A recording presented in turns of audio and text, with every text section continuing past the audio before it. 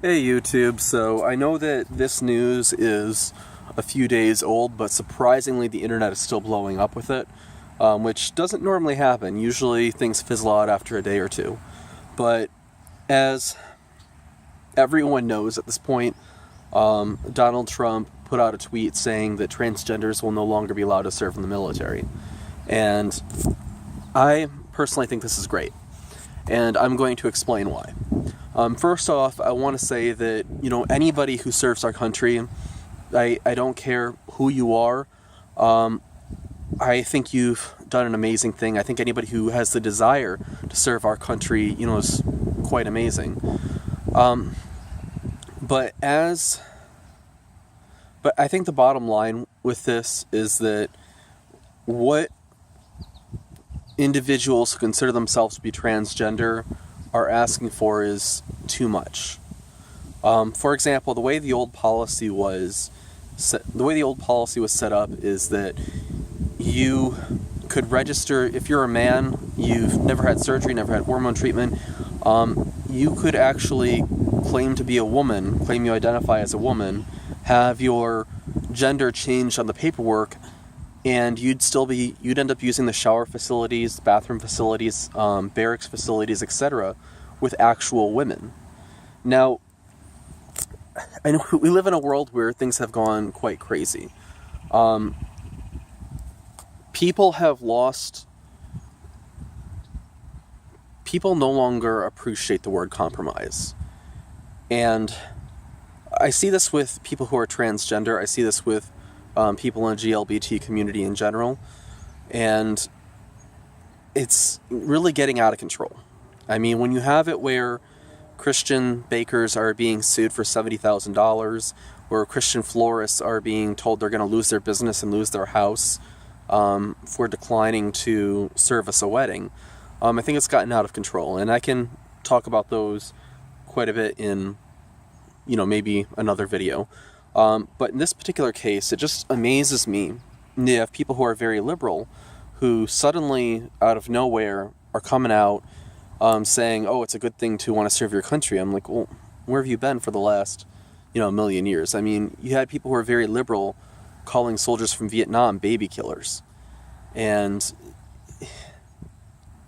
I mean, any denigration you see of people in uniform, whether it be the military or police, you really see people on the left really talking down about the military, talking down about police officers. And, this is the way it's been. And I know that's not every liberal. I know these are, probably the more extreme leftists. But I also don't see very many people who are more moderately left coming out and saying, no, you're wrong. They say, I'm on the left too, but you're wrong. Anyway, that part of the... Moving on.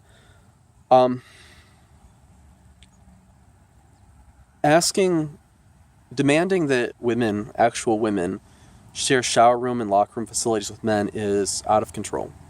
I mean, liberals want to complain about rape culture.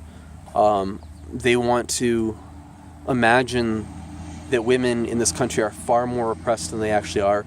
I'm not going to say there aren't things out there that are unfair. I'm not going to say that everything is, that we live in a perfect utopia, because, we don't. This isn't the Garden of Eden. This isn't heaven. If you're a Christian, this isn't the new earth. Things are still broken. Things are imperfect. And there are a lot of things socially that need to be fixed.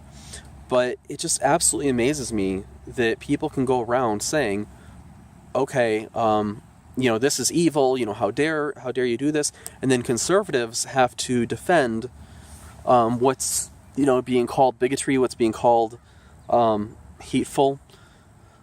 But where were these people? Where were the people on the left, arguing for the rights of women to not have to share shower facilities with men? I mean, that if anything should be a safe place, it should be the bathroom and shower facilities. And, as a man, I don't want to share a shower with a woman unless this is my wife.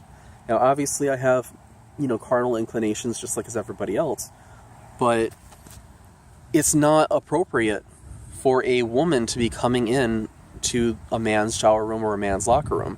And some people might try to go with the idiotic, I'm sorry, that's what it is, suggestion that, well, why don't they just have private showers in the military and private bathrooms? And like, look at, we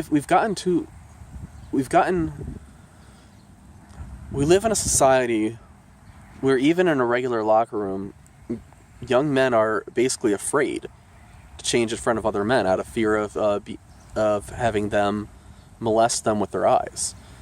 And this is a huge change from, 50, 60 years ago, where a man could go in the locker room and feel 100% comfortable with himself. I mean, before the 1970s, people thought homosexuality was something so rare you'd only ever hear about it in a psychology textbook. And so, I know that I'm bunny trailing here a little bit, but I really think this all... Actually, I'm not, for once. I really think all of this... I think it's really absurd to, demand this of women, and I think that, the left are really hypocrites for what they're doing. I mean, it's not bigotry, it's not anger. It's based on, the military being able to do its job, which is very stressful. I want to put some links in the description box to some veterans who actually talk about their experiences in combat, their experiences in the military, and explain why people who are transgender would not work well in the military. And you know what, for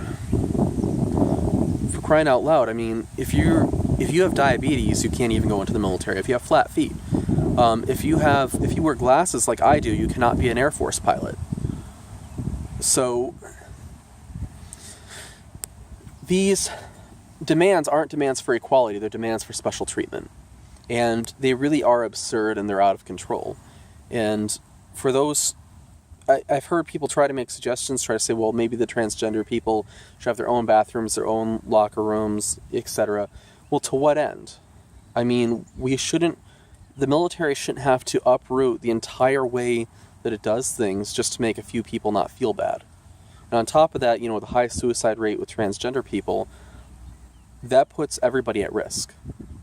If you have diabetes and you are out on the battlefield, and your body starts failing because the battlefield is the most intense physical experience you will ever have, and you're dying on the battlefield, you put not only your life at risk, you put everybody else's life at risk. Your entire unit could die because you didn't want to feel bad. So, I don't think there's... Actually, there's probably a lot else that I could say on this, but when I was in boot camp, somebody told me something really interesting. They said there's other ways to serve your country besides being in the military. Now, I had to get discharged for having mild anxiety. Actually, I didn't have to. It was my choice. I was told, you have anxiety. And I'm thinking, no kidding, this is boot camp. You're supposed to have anxiety. That's the whole point. That really is what boot camp is they try to put you through a hard situation to teach you how to cope under stress. And they asked me, when they told me, hey, you have anxiety, it's like, no kidding, this is boot camp, you're supposed to have anxiety. And they asked me, would you like to go home?